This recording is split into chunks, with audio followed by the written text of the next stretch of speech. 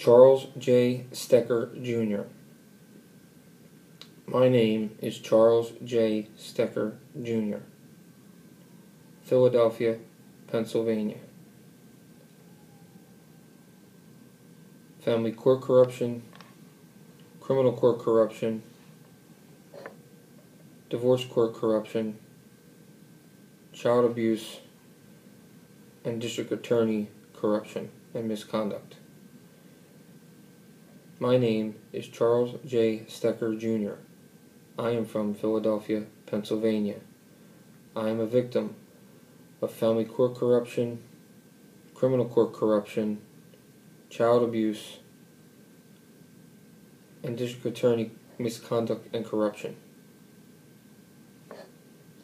My occupation is a security officer, full-time, but most importantly, my passion is as a child advocate, a child abuse prevention spokesperson, and an overcomer of childhood abuse. I'm asked to hold up a release and show that I signed it. Unfortunately, I don't have that here with me. I have signed it in the past, and I will sign another one again as soon as I locate one. But I am authorizing Lawless America and Bill Windsor to use this video, edit it as they deem necessary, for the betterment of the cause of Lawless America, but more importantly, for the betterment of the cause of bringing back our government as a government for the people, by the people, not oppressing the people.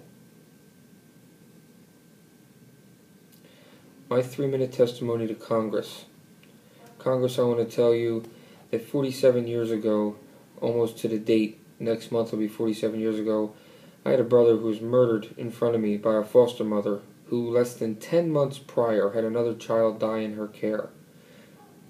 Now one would wonder why 3 children were put inside a foster home. Well, actually one child was put in a foster home that was only there for 4 months, died in their care. Less than 10 months later, 2 more children are put in a foster home. And only 13 days in that home, one of the child's dead, and the other one's clinging to his life in the hospital with a severely shattered left arm. That child that survived was me. Here I am, 46 years later, alive, well, with a disfigured arm, but a mind that continues to work to support and fight for our children. Now you think the story would end there. They were sure the foster mother was arraigned and went to court, went to jail, and was held accountable. Well, guess what? No, she didn't. She never even made it to court. The city of Philadelphia has no court records of this ever happening.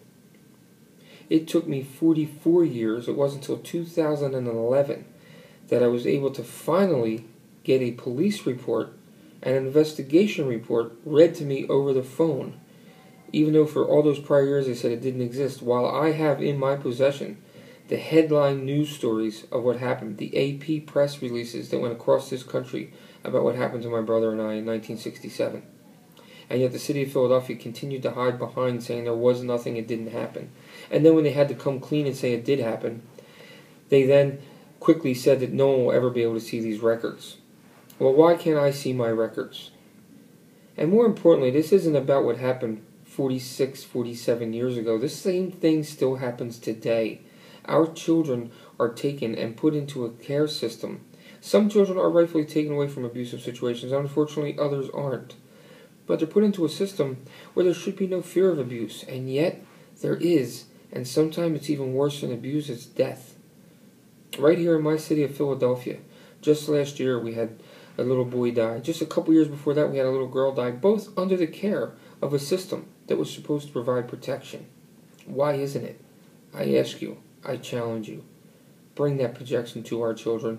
That's why I seek my story. I seek my story for closure for me, but to find the systemic problems that went on 46 years ago that today still permeate our system. We need to become proactive in ending child abuse, proactive in holding these courts accountable for why they're letting these people go. Murderers walking free. The woman who killed my brother never served 1 day of time in any prison cell anywhere, except maybe the prison cell of her mind, which she had to deal with. Thank you.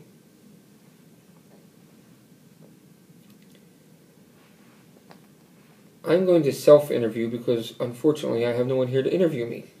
So I am told to say my name, which is Charles J. Stecker Jr. I'm told that I'm supposed to express how I felt about the government and legal system before my experience and how I feel about it today. Well, prior to the experience of my brother dying, I really don't recall any experience any memories because I was only 4 years old. But I tell you what, I have memories 46 years spanning, going on 47 here this year. And they're not ones that are very pleasant. Every time I fought hard to find my records, first I had to prove that my brother died, which they kept telling me it never happened.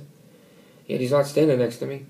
I had to go and fight courts and fight systems that kept saying, it never happened, it never happened. And finally, when they admitted it did happen, that they had records, I'm quickly told that those records are sealed and I'll never be able to see them. While at the same time, the detective who found the records read excerpts from them over the phone to me. I can be read my records, portions of them, but I can't see them. Come on, people, what are you hiding? And more importantly than my records, what are you hiding? This day, these children are still dying. Families are being hurt. Our children deserve better. Congress, I'm asking you, please find a way to get me my records so we, all of us, can find the systemic problems, come up with fiscally responsible programs, proactive programs for ending child abuse and ending this debacle in these court system that continues to allow the guilty to run free and the innocent to die.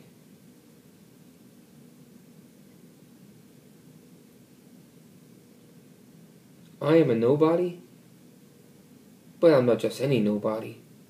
I'm one of over 750 nobodies trying to save America. Trying to bring America back to what it was supposed to be, what God meant it to be, what our forefathers wrote in the Constitution and in the Declaration of Independence. Yes, they made mistakes and they were fraught with dilemmas and things they shouldn't have done. But the core is God, the great creator of this universe, of this earth, of this country, made this country to be truly the land of the free and home of the brave. Our children are the brave. We were those children. Each and every one of us were those children. Some of us still are those children inside. This country needs to be brought back to what it was supposed to be.